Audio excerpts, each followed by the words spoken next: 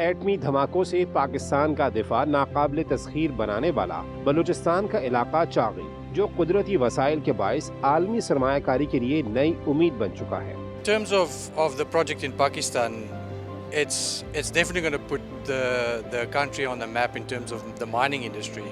कराची के मकामी होटल में 2 रोजा रेकोडिक वेंडर एक्सपो सजी। आलमी कंपनीज के नुमाइंदे, माहिरीन और मकामी वेंडर्स शरीक हुए।